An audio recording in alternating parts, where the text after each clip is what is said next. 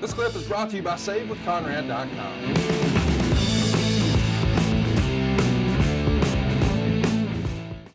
Well, they didn't have to worry about that for the next match. It's Mean Mark Callous pinning Flying Brian Pillman in 6 minutes. Wade would write, good video before the match of Callous's hot moves. This was all action. Callous appeared very vicious and powerful.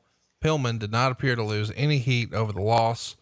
The finish appeared to be disorganized, but Pillman came off the second rope. Callous caught him and dropped Pillman's chest over the top rope.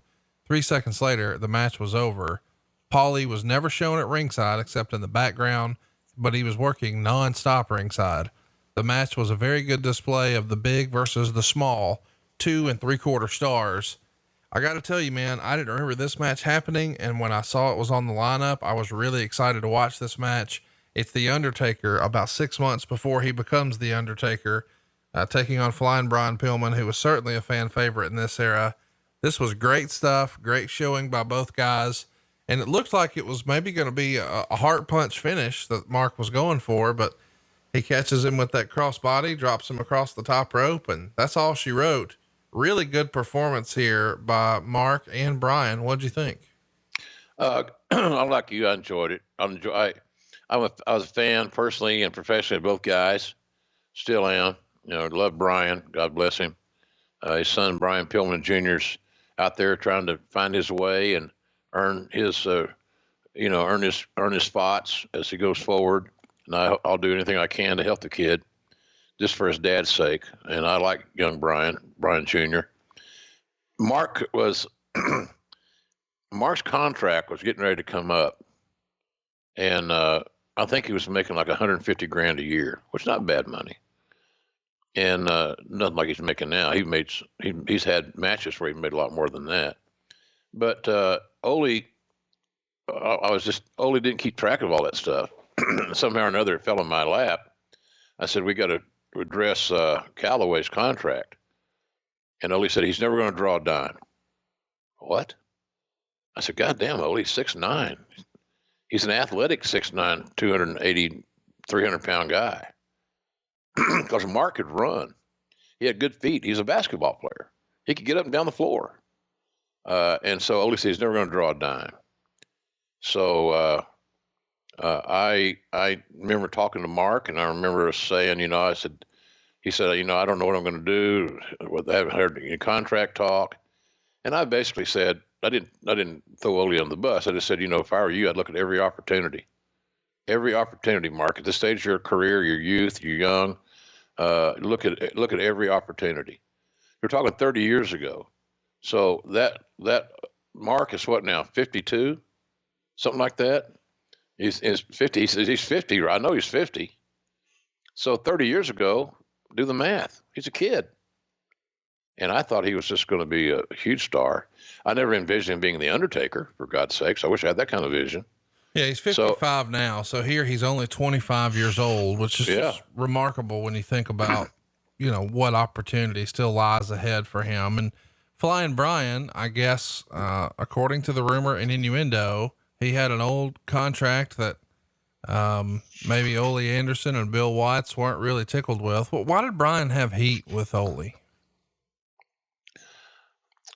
Brian was very outspoken. Brian was a very intelligent guy. Brian would question or ask why, ask questions. And again, in the Ole regime, just do what you're told. I don't have to answer your questions. I'm the booker. You do what I tell you. You run the plays that I call. And Brian had the ability to look through all that bullshit because Brian had a great booking mind. Brian was a smart guy. And so I think him getting tested by Ole, and then of course the same old deal. Well, he's too small to ever draw any money. Okay, so that's kind of what the tough guys did. That's the size thing. We talked about that with Vince over the years. Size is a big deal, and for Ole, no different. That's the same generation, same mindset. So I think he thought Brian's size was a detriment, and the fact that Brian would speak up, ask questions, make suggestions, etc. And that's not what Ole wanted. So that's all that was. It had nothing to do with, this was long before Brian had some issues with his substance abuse. This was before all those controversial things that he would be involved in came about. But I think the fact that he was not a giant was Ole just didn't have the confidence that he's going to be a star. So, and then he didn't have confidence in Mark Calloway either, as we said.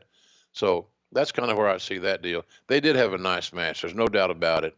And it was just, I was so happy, believe it or not, even though I was a WCW loyalist at that point in time in my life, that Mark got a gig there at in WWF, and they put him with Brother Love and all that good stuff eventually, and it was all great. It was a perfect gimmick for him, and he refined it.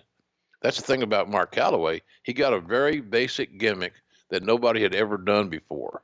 So there's no precedent on how he should act.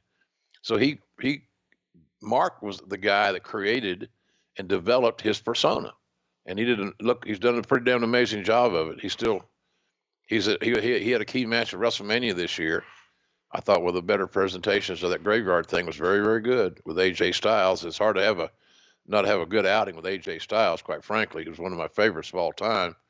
But I think that both guys were overlooked for different areas. I never understood Ole's reasoning. I couldn't get him to tell me. It was like this. I remember asking him, tell me just so I can learn, Ole. Just tell me so I can learn. What is it you don't see? What is it about Mark Calloway that you believe he's not going to draw any money? I don't have to give you an answer, was Ole's response, because I'm the fucking booker. I'm not going to book him to draw money. He's not going to draw money. So I don't care if he stays or he doesn't stay. So Ole had given up on him. And that's when I told Mark, I said, just all the advice I'll give you, and you're a smart guy and you're a young guy, and you get your whole career ahead of you, examine every option very closely. So, and he did, and he made the right decision. Hey, it's Conrad Thompson. Thanks for checking out the podcast here on YouTube. Be sure to hit the subscribe button and the notifications bell so you get a notice anytime we upload some new content. And go save yourself some money right now. If you're in a 30-year loan or you have credit card debt, it's not a matter of if I can save you money. It's a matter of how much. Find out right now for free at SaveWithConrad.com.